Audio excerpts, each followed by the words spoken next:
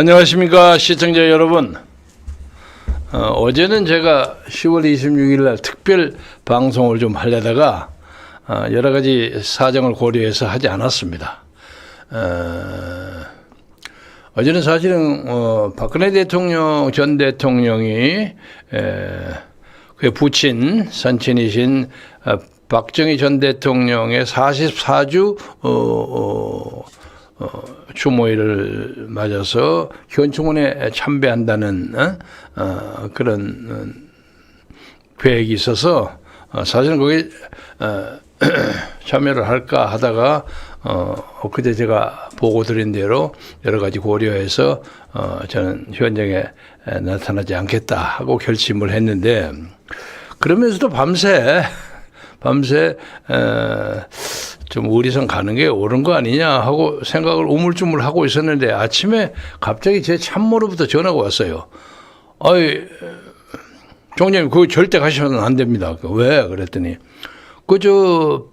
윤석열 대통령이 거기에 갑자기 참석하신다고 돼서, 그 비표 발급이니 그거가 지금 난리가 났습니다.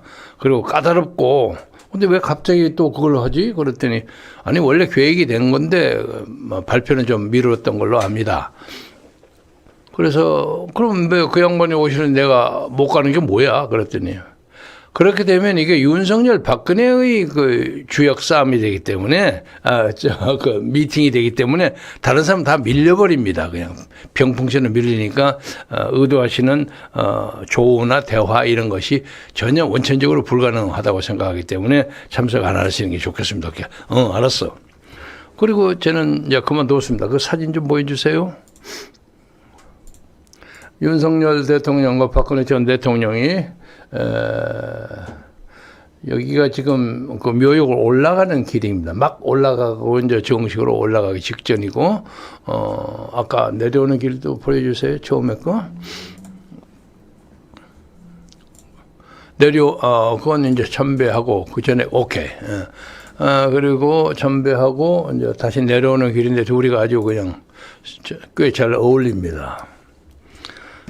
그래서 윤석열 대 박근혜의 소위 정치적 밀월이 가능한 것이 아닌가 하고 사람들이 많이들 얘기합니다. 정치적 밀월이라는 것은 정치 공동체라는 얘기가 되는데, 한때 박근혜 전 대통령이 최순실이하고 경제 공동체라는 얘기로 한참 몰린 적이 있었죠. 그래서 앞으로 두 분이 어떻게 정치의 파고를 헤쳐나갈지는 앞으로 두고 봐야 되겠습니다. 그리고 한 10여 분 동안 같이 지내면서 이런저런 얘기를 했다고 하는데, 장안에 큰 화제가 되고 있습니다. 저는 이제 그 시간에 예고해드린 대로 헌정에서 주최하는 바둑대회를 나갔는데, 별로 참석은 좀 적었습니다만 또 우승을 했습니다. 그래서 제가 이제 현역 때도 우승을 한 번 했고, 헌정회 때도 한 두어 번 우승을 했는데, 현역 때는 우승을 해갖고 조훈현 구단으로부터 큰 바둑판을 하나 상으로 받은 적이 있어요. 그리고 그 다음에 헌정회 때 우승을 했던 것은 그때 상품이 50만 원이었어요. 그래서 그 50만 원을 받아가지고 당시에 다리가 불편해서 굉장히 바둑을 좋아하면서 또 그 참석하지 못했던 그 박형규 의원님, 그분이 아주 불편한 몸을 끌고 그걸 오셨어요. 제 대학 선배도 되시고 하는 분인데, 그래서 제가 그 돈을 받아가지고 멀리서 오느라고 오시느라고 수고하셨다고 해서 그럼 노잣돈으로 쓰시라고 그 돈을 드렸어요. 그러니까 주변 사람들이 박수를 치고 했는데, 그 후에 돌아가셔서 그냥 세상을 뜨게 돼서 돌아가셨어요. 그래서 그것이 사람들이 그 돈이 하늘나라로 가는 박영규 의원의 노잣돈이 된 것이 아니냐 하고 뒷말을 하기도 하고 그랬는데, 거기 한참 있다가 어제는 제1차 판국에서 민주당의 모 의원에게 제1차 공문에서 졌어요. 져가지고 그 다음에 이제 그 패자 부활 뭐 이런 등승으로 올라갔고 하여간 막판에 극적으로 우승을 했는데 그 재미있는 것은 그 전에 이 바둑 대회뿐만 아니라 이 헌정회에 더불어민주당 옛날 구민주당 사람들이 거의 안 왔어요. 근데 요새는 이제 그 정대철 의원이 회장이 되고 난 다음에 요새 많이 와요. 그리고 저도 뭐 한 10여 년 만에 모처럼 보는 동료도 있고 좀 후배들도 있고 인사도 좀 하고 어쩌고 했는데 가끔 우리 헌정회 바둑실에서 가끔 얼굴 보기는 하지만 바둑도 뒤워본 적이 없고 그냥 인사만 하고 말았는데 어제는 모처럼 이제 바둑 대회가 되고 끝나고 나니까 그 친구들이 조심스럽게 형님 바둑 한번 할까요? 뭐 어쩌고 그러자 하자. 그래서 10여 년 만에 염동현 의원, 조지환 의원, 그리고 김태랑 의원 이런 사람들하고 바둑을 즐겼습니다. 그동안에 이제 우리 윤석열 대통령하고 박근혜 전 대통령이 현충원에 정치적 미팅을 하느라고 뉴스가 시끌벅적했습니다. 그래서 앞으로 당시에 이제 그 후일담을 들어보니까 그 현장에 박근혜 전 대통령을 보기 위해서 소위 광화문에 그 태극기 세력들이 많이 갔던 모양이에요. 태극기 들어오는데 그것이 비표 처리 때문에 한 사람도 거의 못 들어간 것 같아요. 완전 정부 주도 행사가 돼가지고 그래서 막 아우성을 치고 그냥 법석이 나고 그랬던 모양인데 박근혜 대통령을 얼굴 좀 보기 위해서 거기 갔다가 뵙지도 못하고 지나간 좀 서운하게 생각한 사람들에게 위로의 말씀을 드립니다. 세상이라는 게 또 그렇게 제대로 안 되는 경우가 많이 있으니까 여러분도 이해해 주시기 바라고. 그리고 요새 윤석열 대통령이 카타르도 그러고 그 전에 사우디도 그러고 방문 외교를 아주 잘했어요. 그 전에 제가 그걸 이제 원칙적으로 코멘트를 했습니다. 그 사람이 잘나서 한 것보다는 나라의 그 저력이 그만큼 올라가니까 우연히 그 재수가 좋아서 그 자리에 섰을 것이다 하고 얘기를 했지만 그럼에도 불구하고 그런 자리에 쓴 것도 거의 운입니다. 그래서 비교적 잘했는데 지나가는 말로 이제 그 민주당 애들이 시비를 걸 거 없단 말이야. 아니 40조씩 100조씩 이런 걸 받아오니까 그다가 소위 말해서 시비를 걸 것이 따리를 붙일 게 없단 말이에요. 그래서 요새 가만히 보니까 김건희 여사에 대해서 이런저런 얘기를 좀 하는 것 같아요. 근데 김건희 여사가 왜 사우디 왕세자하고 윤 대통령이 가는데 뒤에서 따라오느냐. 그런 거 시비를 거는 거예요. 참, 더불어민주당 애들 정말 웃겨. 또 탁현민이라는 젊은 애가 옛날 지가 문 대통령 때 지가 그거 했다고 해서 뭐라고 하는 소리를 하는 모양인데 이 더불어민주당의 그 수준이 그 정도예요. 그리고 오늘 다 알려졌지만 그 김건희 여사가 그 자리에 그 시각에 그렇게 쓰도록 바라는 것은 사우디나 카타르 현지 정부의 주문에 의해서 한 겁니다. 예? 일반적으로 쪼르르 가서 쫓아가서 뒤에 서서 사진 찍고 그런 사람이 아니에요. 가끔 옛날 정치할 때 보면 그런 사람도 있습니다. 실컷 무슨 회의를 하고 사진을 찍는데 그 회의에 관계되지도 않은 사람이 갑자기 사진에 나타나. 이 사람 왜 왔지? 그러면 사진 찍는데 옆에다 쪼르르 와서 섰다는 거야. 그런 사람도 있습니다. 있긴 있는데, 김건희 여사는 그것도 아니고. 그리고 이제, 내가 그 양반하고 꼭 옹호해줘야 할 이유가 있는 것은 아니지만은, 재색의 그전 대통령 명부인들하고는 좀 다르잖아요. 젊고 좀 패셔너블하고 그러다 보니까 괜히 좀 잘생긴 여자에 좀 미운 털을 베끼는 사람도 있잖아요. 괜히 잘난 척한다. 그런 거 아닌가 싶은 생각이 들어서 웃음이 나는데 그리고 무슨 바이든하고 팔짱을 끼고 어쩌고 그것도요. 저도 개인적으로 바이든 잘 아는 사람이었습니다. 옛날.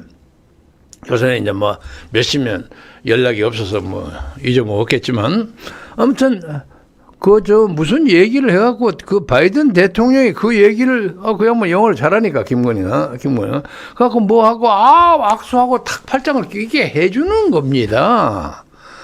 그 아무 소리도 안 했는데 김건희 여사 가서 팔짱을 낍니까? 그 좀 유치한 불평 좀도 안 했으면 좋겠어요. 그건 굉장한 호감의 표시입니다.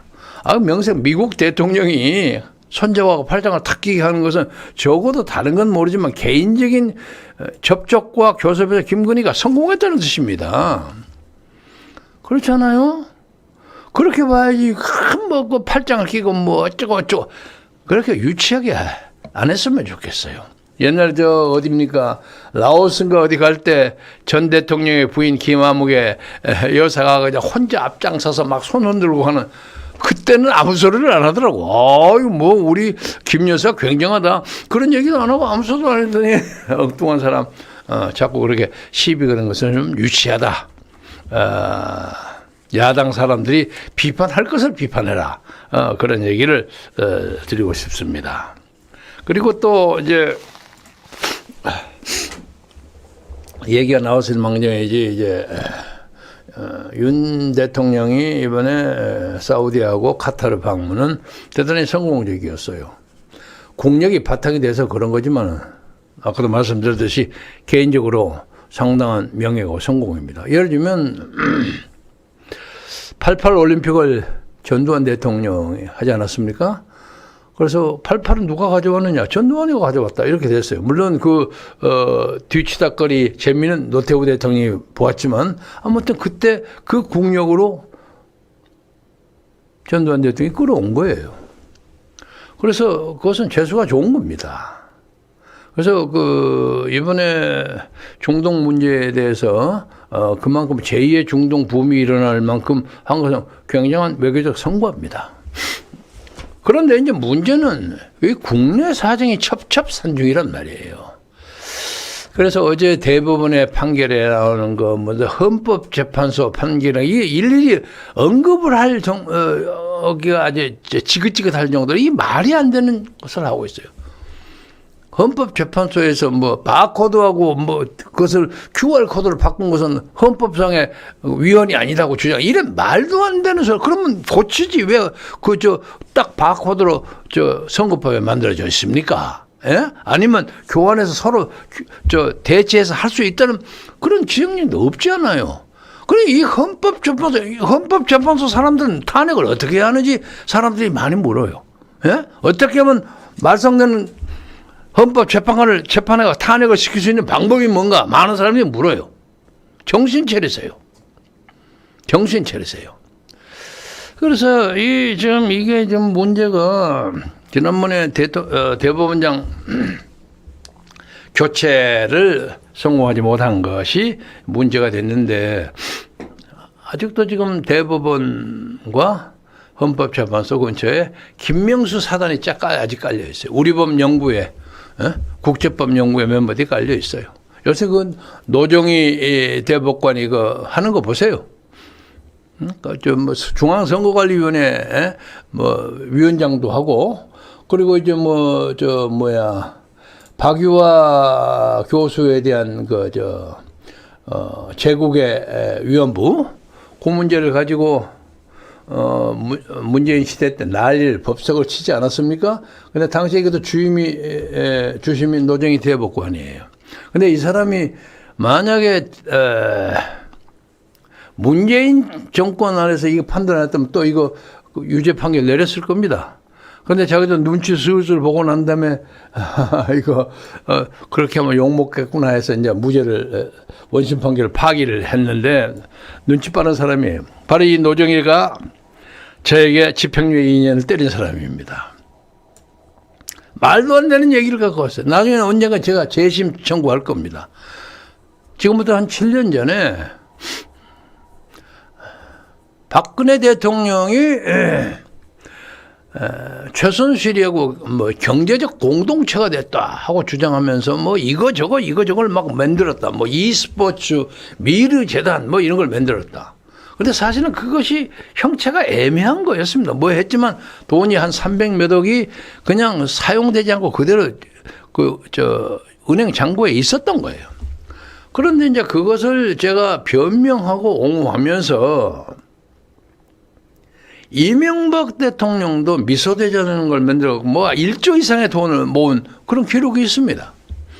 그리고 마찬가지로 노무현 전 대통령도 이건희한테 8천억 받아가지고 걷어가지고 뭐 이런 재단 만들지 않았느냐, 삼성 뭐 꿈나무 재단인가 만들지 않았느냐. 그게 무슨 차이가 있느냐. 대통령의 임기 말에는 다 그런 걸 한다. 그런 비유를 들었어요. 그것이 바로 이제 탄핵 반대 첫 번째 집회인 서울역 집회에서 제가 했던 발언입니다. 그런데 대뜸 문재인과 이해찬이가 들어서 어떻게 감히 우리의 신으로 모시는 노무현을 박근혜하고 비교하느냐 이거야. 그래서 사자 명예훼손으로 저를 한 2년 동안 재판에 끌고 다녔어요. 돈 많이 들었어요. 그래갖고 나중에 이제 뭐 징역 6개월인가 8개월인가 집행유예 2년 이거 이제 2심 재판인데 3심으로 이제 대법원으로 올라가는데 제 주심이 바로 그 문재인 노정희 대법관이에요. 그런데 이제 당시에 제가 다니던 교회에 전 대법관을 했던 박아무개라는 제가 아는 후배가 하나 있었어요. 그래서 내가 그 친구한테 야 이리 하는데 이거 이거 어떻게 될 것 같아요? 이거 뭐 문제 없습니다. 제가 충분히 해결합니다. 그러더라고. 그래서 소위 정관예우가 될 수도 있죠. 그 사람도 대법관 한 사람이니까. 그래서 상당한 돈을 주고 부탁을 해서 돈이 아까워서 지금도 그냥 배가 아플 지경입니다만.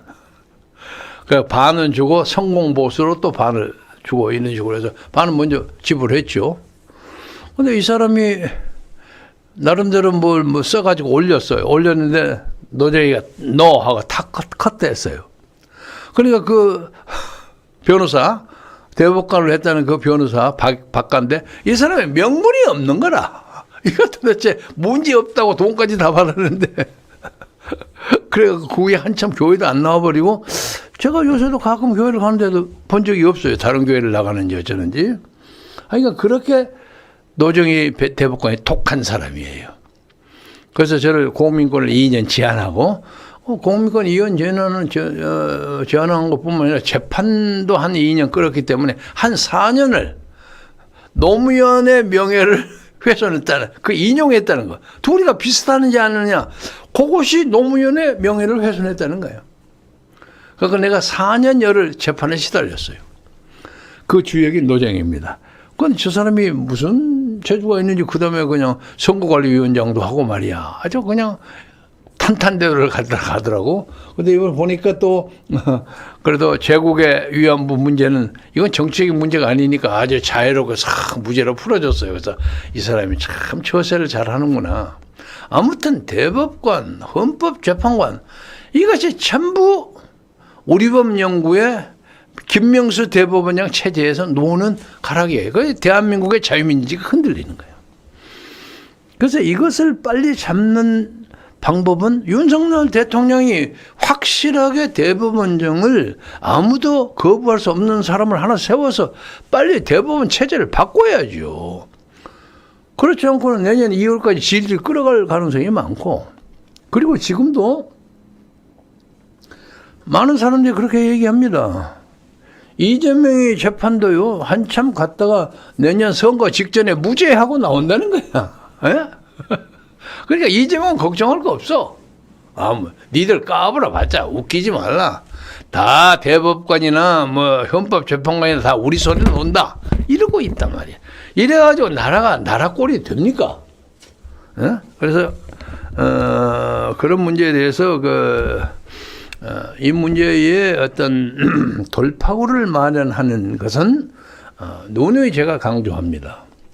지금 태극기 세력 그리고 중도 보수 이런 사람들은 사실은 윤석열의 국민의힘 쪽에 상당히 많이 정서적으로 이탈되어 있습니다. 제가 절대 과장하지 않습니다. 윤석열 보니까 이거 안 되겠구나.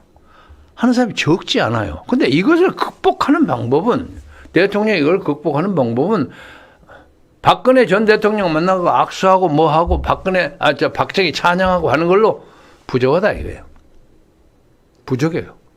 확실하게 자기 행동을 선거법 개정 문제, 그리고 중앙선거관리를 혁파하는 문제, 이 문제에서 확실한 자기의 개성을 보여줘야만 이 사람이 그래도 우리의 지도자감으로 충분하구나 하고 나옵니다. 이게 없는 한 죽도 밥도 안 됩니다. 이 얘기를 꼭 하고 싶어요. 그리고 우리 박근혜 대통령 전 대통령이 같이 한 10여 분 걸으면서 무슨 얘기를 했는지 모르겠으나 요새 둘이 저 모습으로 봐서는 아마 우리가 짐작한데 박근혜 대통령의 측근으로 몇 년 동안 살아왔던 유영아는 아주 편안한 어떤 지역구 공천을 받아가지고 국민의힘 국회의원으로 가는 것이 거의 확실시되고 그러네. 그 과정에서 이제 문제가 되는 것이 지금도 까먹어서 앉아서 앙앙불락하면서 매일 편지 쓰고 하는 최서원, 최순실, 이 사람을 석방시켜줘야 될 거 아닙니까? 그런데 어제 걷고 나오면서 과연 박근혜 전 대통령이 윤 대통령에게 그 최순실 좀 풀어줘야죠 하는 말을 했는지 궁금해요. 했어야 합니다. 아니면 설사 안 하더라도, 안 했더라도 윤 대통령은 그래도 전임자 박근혜 전 대통령이 이것 때문에 고난을 당한다. 그래서 내 주변에 이제 태블릿 PC 문제 때문에 좀 시끄럽기는 하겠지만 내가 풀어줘야 한다는 결단을 내리는지 안 내리는지 우리가 쫙 보고 있는 거야. 근데 현실적으로는 풀어주지 않을 가능성도 적지 않다고 봅니다. 그러나 만약에 그런 입장을 내년 총선까지 계속한다면 보수 대통합이라는 것이 박근혜 대통령 하나가 붙여가지고 쉽게 되지는 않을 것이다. 어려울 것이다. 그것을 내놓고 얘기하고 싶습니다. 그리고 또 아까 잠시 얘기하다가 말했지만 김건희 여사가 사람들이 처음에 좀 문제가 좀 되니까 나는 정식으로 뭘 안 하고 뒤에서 내주하는 입장을 취하겠다. 이런 발언을 한 것은 맞습니다. 그런데 왜 대통령의 부인을 정식으로 부속실 만들어 활동을 시켜야지. 말을 그렇게 했으니까 일제어제 나타나지 말아라. 그건 말이 안 되는 얘기 아닙니까? 그럼 뭐하러 윤석열을 뽑았어요? 정식으로 떳떳하게 활동하도록 그렇게 하는 것이 옳은 일입니다. 그러니까 지금 도보다리 아까 어제 윤석열 박근혜의 산책, 정치적 산책이라고 할까, 이 산책에 아마 유영아의 문제도 해결될 것이고 예상컨대 박근혜 대통령이 요새 전직 대통령으로서 예우가 다 차단되어 있는 상태예요. 아마 그걸 좀 풀어드릴 겁니다. 그래서 경제적 공공 사는 것에 대한 예우 이런 걸 좀 풀어드리고 적절한 경호 인력 이런 것도 좀 풀어줘서 행동이 좀 자유스럽게 만들어낸 것이 당연한 도리라고 생각합니다. 그러나 그뿐만 아니라 박근혜 대통령 근처에서 충성받았다는 200여 명 이상을 잡아 들어갔어. 예? 국정원장 2섬을 포함해서 수없이 많이 잡아 들어가서 지금도 감옥에 있는 사람 많아. 이런 문제에 대해서 화해와 호혜의 입장에서 광범하게 사면과 석방의 조치를 취하지 않고 내년 4월 10일까지 선거를 치른다? 그거 안 됩니다.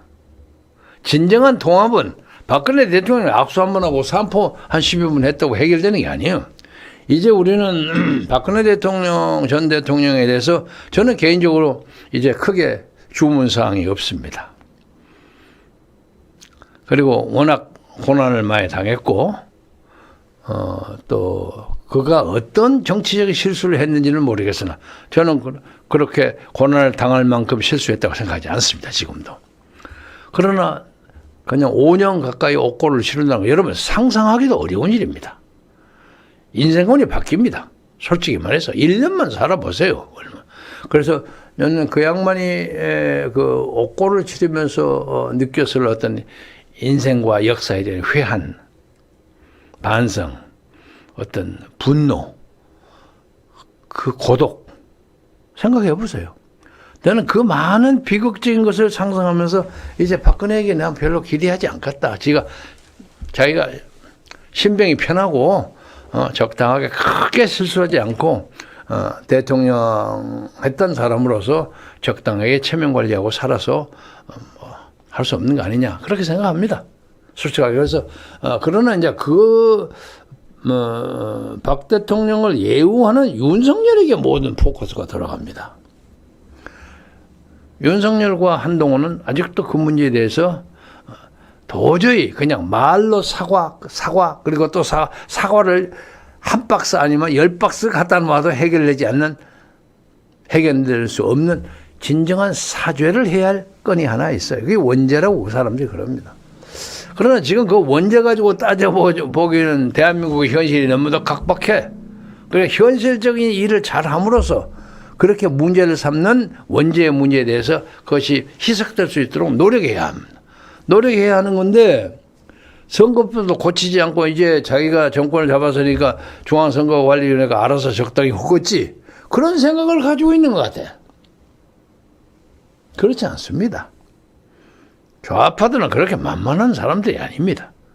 그래서 확실하게 이 문제에 대해서 인간 윤석열, 정치인 윤석열로서의 그 일생일 때 어쩌면 가장 큰 결단입니다. 내가 이 나라의 자유민주주의를 지키고 굳건하게 만들기 위해서 내가 비록 부족하고 약간의 험이 있고 다른 사람이 용서하기 어려운 그런 잘못이 있다고 할지라도 나는 우선 이 문제를 잘 해결해서 나라를 반석 위에 올려놓고 그 다음에 내가 필요하다면 죄를 청하겠다. 이런 자세를 가져야만 역사와 그리고 당면한 선거가 잘 풀려진다고 생각합니다. 그래서 이 문제에 대해서 무엇을 어떻게 해야 한다는 건 대통령이 잘 알고 있어요. 구체적으로 얘기할 필요 없어요. 다 잘 알고 있어요. 그리고 마찬가지로 이거 공개해야 될지 안 공개해야 할지 좀 쑥스럽지만 그 인요한 동지에 대해서도 기대가 있습니다. 기대가 있는데 그래서 제가 공개했듯이 그 윤주경 의원을 통해서 좀 말을 그 희망상을 좀 전달하겠노라 하고 윤주경 의원한테 전화했더니 저는 그 양반하고 전혀 커뮤니케이션 안 합니다 이러더라고요. 그래서 당신 무슨 혁신위원회 들어간다고 그러는데 나 절대 그거 안 합니다 그러더라고. 시치밀이 뚝 떼요.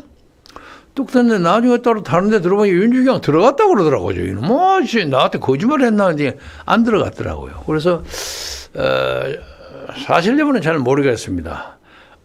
접촉이 왔는지 사죄를 했는지 아무튼 자기는 관심 없다고 그러더라고요. 그래서 제가 이제 하다 못해서 제 동영상을 한 두어 개 인요한 위원장한테 보냈어요. 보냈더니 대뜸 한 두어 시간 후에 감사합니다 하고 답장이 딱 왔더라고요. 그래서 이거 커뮤니케이션 되는구나. 오늘 지금 이것도 보낼 겁니다. 그래서 공개적으로 인요한 위원장에게 권면하고 때로는 비판하고 그의 인간적인 수수성과 용기를 알고 있기 때문에 시대의 요구에 맞는 그런 언행을 하리라고 생각하고요. 처음에 하자마자 광주 간다고 막 난리치더라고요. 그래서 이 양반이 지금 광주 5.18이 얼마나 복잡한데 이거 어떻게 해서 좀 가려고 하고 그래서 내가 구체적으로 얘기하기 곤란하더라고요. 그래서 저는 희망컨대 거기를 가려면 현충원에 가서 한번 참배를 한번 하고 가야지. 5.18이 대한민국이 제일 높은 데야? 이런 생각을 가지고 있었는데 다행스럽게 어제 그래도 현충원에 한번 들렸어요. 그리고 광주를 가더라도 가서 제가 옛날 김종인 비상대책위원장처럼 무릎 꿇고 광주요 충성을 맹세합니다. 그렇게 일방적으로 해서는 안 할 거라고 저는 기대합니다.